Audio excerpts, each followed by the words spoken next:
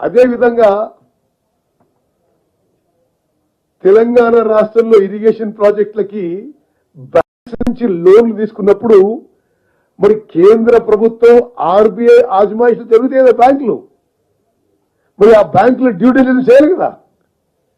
Power finance corporation కానీ, rural electrification corporation కానీ, banks కానీ ఏదైతే ఆర్బీఐ కింద ఉంటాయో ఇవన్నీ కేంద్ర ప్రభుత్వం ఆధ్వర్యంలో నడుస్తాయి.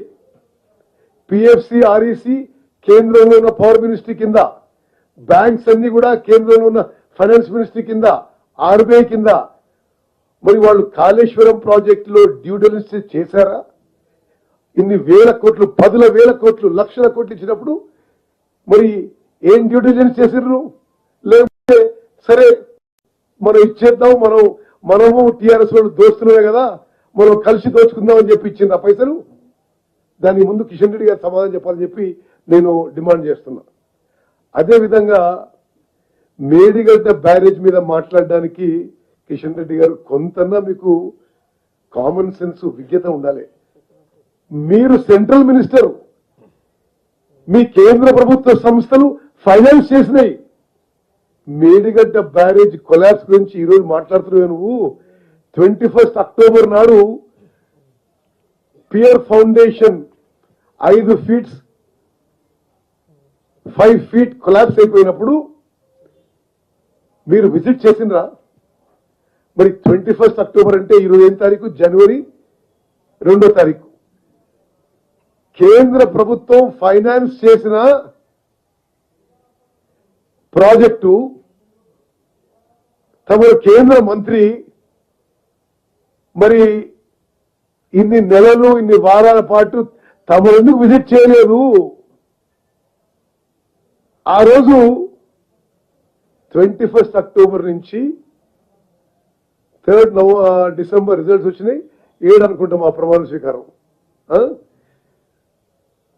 ముఖ్యమంత్రి కల్వకుంట్ల చంద్రశేఖరరావు గారు నోరు మెదపలేదు. మీరు ఎందుకు ప్రశ్నించలేదు మేము అడుగుతున్నా. మీరు ప్రశ్నించలేదు, మీరు విజిట్ చేయలేదు. కనీసం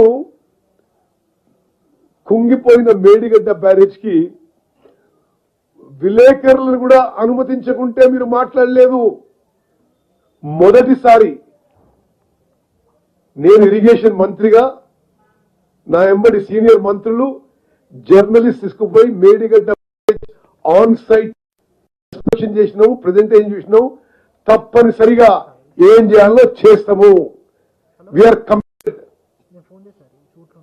ముఖ్యమంత్రి రేవంత్ రెడ్డి గారి నాయకత్వంలో కాంగ్రెస్ ప్రభుత్వం పారదర్శకత, అవినీతి రహితమైన పరిపాలన మరి కొనసాగిస్తాం. తప్పనిసరిగా ఎవరు తప్పులు చేసినా మేము వదిలిపెట్టమని చెప్పి మనవి చేస్తున్నా. అదేవిధంగా ఈ Kaleshwaram project central water commission 80,000 కోట్ల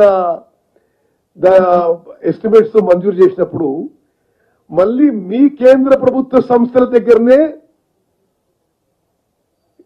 రీఇంజనీర్డ్, రీడిజైన్డ్, అడిషనల్ ఫైనాన్స్ తో మీరు పోయిన ప్రాజెక్టులకి ఎట్లా అనుమతించారు? 80,000 కోట్ల ప్రాజెక్టు వాళ్ళు 1.27 lakh crores కి పెంచి ప్రాజెక్టు కూడా కేంద్ర ప్రభుత్వ సంస్థలే పైసలు ఇచ్చినాయి.